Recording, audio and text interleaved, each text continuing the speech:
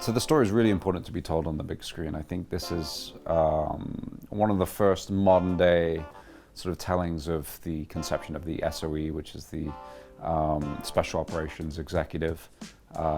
It's a band of men and women that Winston Churchill put together to complete, under the cover of deniability, these operations which really swayed the war for Great Britain.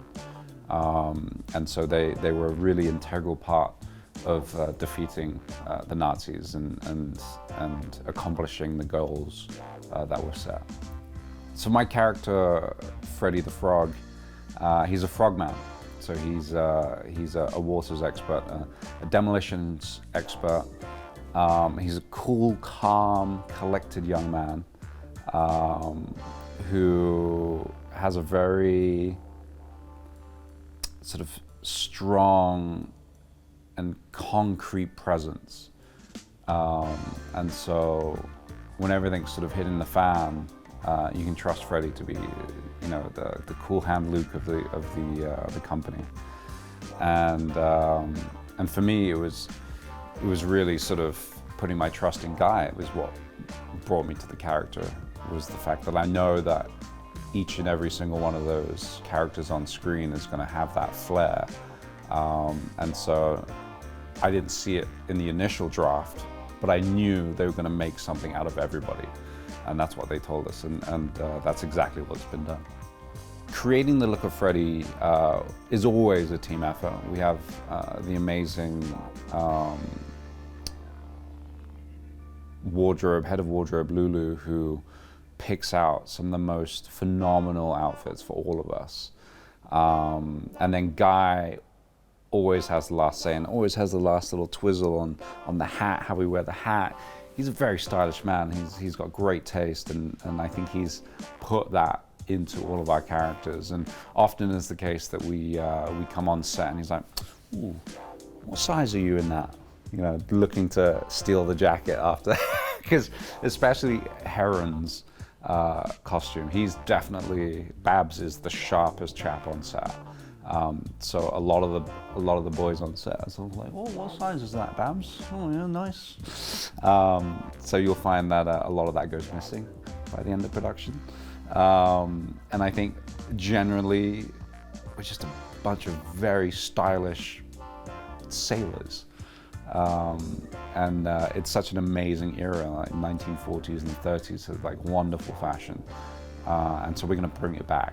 And we've all said between ourselves, we're like, I think I'm going to adopt like the old breeches and baggy trousers and the woolly knits. So yeah, it's got a real style to it. So Gus and Freddy, I think they go pretty far back. I think Freddy is one of his most trusted men. Everybody on this mission is picked because of their past history with Gus, and I think they've completed missions beforehand, and so it's one of those relationships which has absolute trust, and we know when the captain says something, it'll get done, because the boys will do literally anything for Gus, and trust his judgment, trust his direction, and things just get done with him.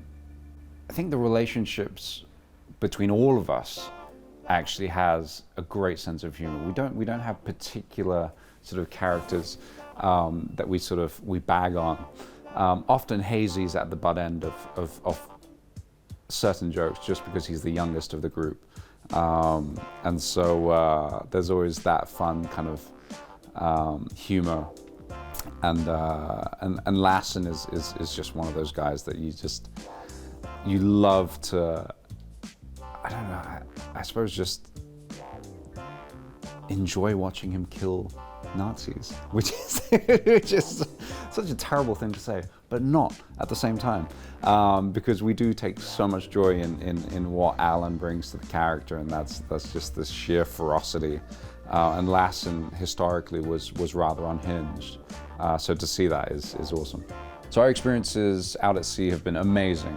You know, a lot of these films that get made these days, it's always on a green screen, it's always kind of, you know, in a studio, and they found the perfect maid honor, and they brought it, I think it was in Europe somewhere, and they brought it down to the coast of Turkey, and we've spent the past sort of 2 weeks filming on it. Being out, like, I've got fantastic sea legs. Alex doesn't have, he probably has the worst sea legs, but he was fine, he was absolutely fine. But to be out there in the ocean on a sailboat is phenomenal. And it just gives this just reality to it all, and it's just gonna look phenomenal on screen. So this is my second time working with Guy Ritchie. I worked on The Gentleman, I played Dry Eye, and had the most amazing time doing that process, and this trumps that, just because of the circumstance and because of the cast and because of the movie. So I'm excited for everybody to see this on the big screen, because I think the characters are just going to pop out like Guy Ritchie's characters always do, and you'll have everyone rooting for them, and that's what we want to do. We're making something that's going to entertain, you know, with an amazing, unbelievable historical story to it, but with that Guy Ritchie twist.